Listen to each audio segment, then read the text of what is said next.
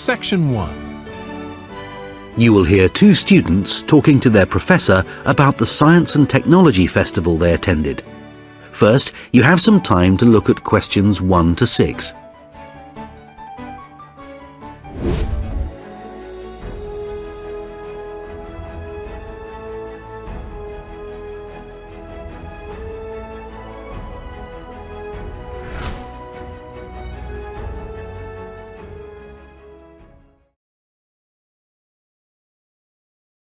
Now we shall begin. You should answer the questions as you listen, because you will not hear the recording a second time.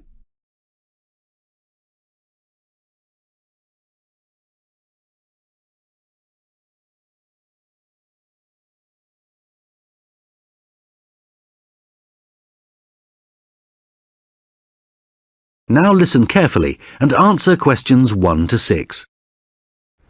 Hi, Dylan. Hi, Tanya. Thanks for coming to see me. I'm very interested to hear what you thought about the Science and Technology Festival. Well, we're both very pleased we went. Glad to hear it.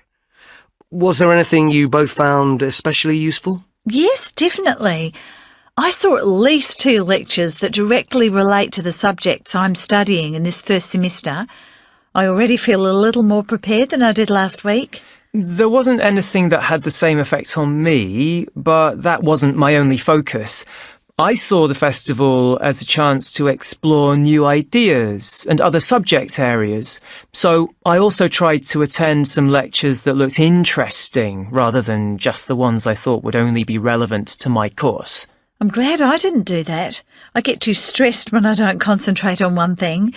But wasn't it great to be able to wander around the university and get a better idea of where everything is? Well, I certainly feel more confident now I've explored the area a bit more. And I also found it very easy to meet people who share the same interests as me. When I was waiting for some of the lectures to start, I just got talking to whoever was sitting next to me. I was too busy going through my notes to do that. I have to say, going to so many lectures in a short space of time has really helped me to improve one area of study, my note-taking technique. I wasn't so sure about that originally, but looking at my notes again this morning, I could see how they got better as the week went on. I'm glad the week was of use to you. It seems to change focus annually. Sometimes the emphasis is more on science, sometimes on technology, but there was an excellent balance this time. It really brings these areas of study and research to the attention of the wider world, and for me, that's the primary reason the festival exists. You may have noticed when you were there that there were a number of university information stands set up around the campus. Did you see the free reference booklets that they were giving out? No, I assumed the stands were there to provide people with directions to each talk. Well, their aim was to encourage everyone to read some of the latest studies coming out of our labs and classrooms. Many of the lecturers at the festival actually wrote the studies that were listed. So the talk and the booklets together are a great introduction to their work for anyone who attended. But the staff were certainly happy to point people in the right direction if it was needed. I have to admit it was quite confusing trying to follow some of the signs around the campus telling us where to go. So we used the map and the festival guidebook to find our way around. It was great for that. And although 1 or 2 of the talks actually started at different times to what was printed on the page, one other thing I did like about the guidebook was that it wasn't full of adverts. Oh, I agree. But that's always the case with festivals now. I don't mind that if it means that the festival is free to enter, as more and more of them are these days. And even if there is a fee for admission, the festival organisers hardly make any money from that, though they do tend to put the price of entry up each year. They have to make money to run the festival somehow, so it makes sense to get the majority of that through ads. That's a fair point. Before you hear the rest of the conversation, you have some time to look at questions 7 to 10.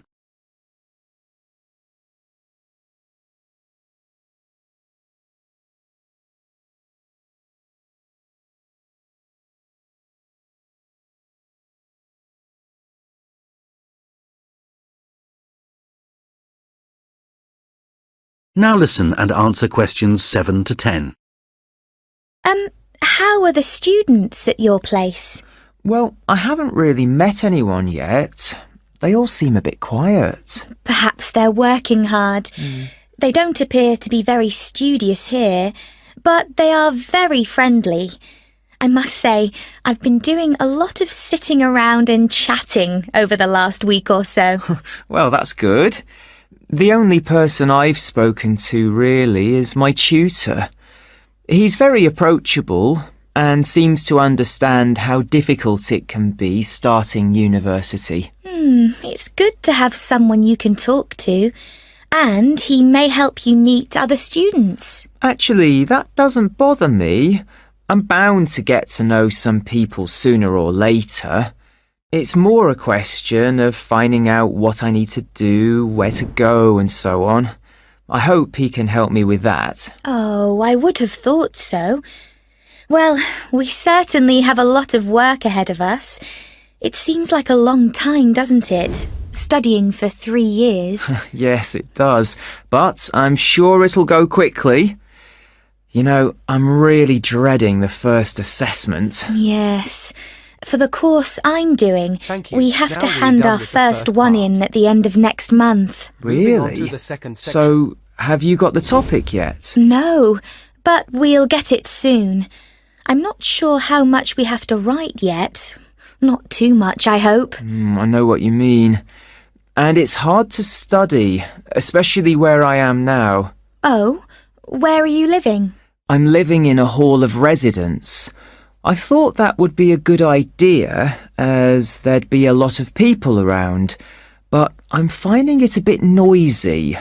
I can see that I'm going to have problems when I really need to get down to some work. So, I guess you need to be somewhere on your own then. Yes. Well, I do like to have some people around me, so I'd prefer to live with a family somewhere, in a house not too far from the university. Well, good luck with that. Yes, thanks. And good luck to you as well. Oh, I have to dash now. I've another lecture in 10 minutes. Bye for now. Bye. That is the end of section 1. You now have half a minute to check your answers.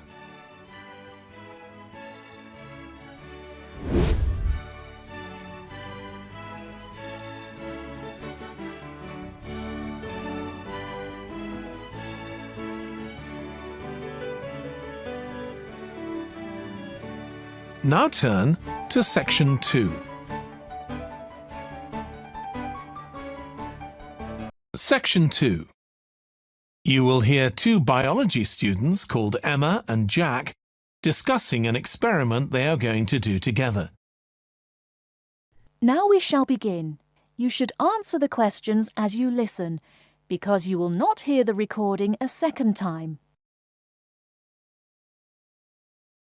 We've got to choose a topic for our experiment, haven't we, Jack? Were you thinking of something to do with seeds? That's right. I thought we could look at seed germination, how a seed begins to grow. OK. Any particular reason? I know you're hoping to work in plant science eventually. Yeah, but practically everything we do is going to feed into that. No, there's an optional module on seed structure and function in the 3rd year that I might do. So I thought it might be useful for that. If I choose that option, I don't have to do a dissertation module. Good idea. Well, I thought for this experiment, we could look at the relationship between seed size and the way the seeds are planted. So we could plant different sized seeds in different ways and see which grow best. OK. We'd need to allow time for the seeds to come up. That should be fine if we start now. A lot of the other possible experiments need quite a bit longer. So that'd make it a good one to choose. And I don't suppose it'd need much equipment. We're not doing chemical analysis or anything. Though that's not really an issue. We've got plenty of equipment in the laboratory. Yeah, we need to have a word with the tutor if we're going to go ahead with it, though. I'm sure our aim's okay. It's not very ambitious, but the assignment's only 10% of our final mark, isn't it? But we need to be sure we're the only ones doing it. Yeah, it's only 5% actually, but it'd be a bit boring if everyone was doing it.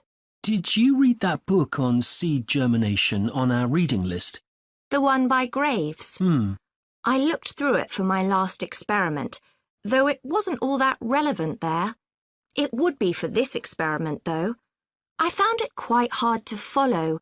Lots about the theory, which I hadn't expected. Yes, I'd been hoping for something more practical. It does include references to the recent findings on genetically modified seeds, though. Yes, that was interesting. I read an article about seed germination by Lee Hall. About seeds that lie in the ground for ages and only germinate after a fire. That's the one. I knew a bit about it already, but not about this research. His analysis of figures comparing the times of the fires and the proportion of seeds that germinated was done in a lot of detail. Very impressive. Was that the article with the illustrations of early stages of plant development? They were very clear. I think those diagrams were in another article. Anyway, shall we have a look at the procedure for our experiment? We'll need to get going with it quite soon. Right. So the first thing we have to do is find our seeds. I think vegetable seeds would be best, and obviously they mustn't all be the same size. So how many sorts do we need? About 4 different ones? I think that would be enough. There'll be quite a large number of seeds for each one. Then for each seed, we need to find out how much it weighs and also measure its dimensions. And we need to keep a careful record of all that. That'll be quite time-consuming. And we also need to decide how deep we're going to plant the seeds, right on the surface a few millimetres down or several centimetres. OK, so then we get planting. Do you think we can plant several seeds together in the same plant pot? No, I think we need a different one for each seed. Right. And we'll need to label them. We can use different coloured labels. Then we wait for the seeds to germinate. I reckon that'll be about 3 weeks, depending on what the weather's like. Then we see if our plants have come up and write down how tall they've grown. Then all we have to do is look at our numbers and see if there's any relation between them. That's right. So then we get... That is the end of section.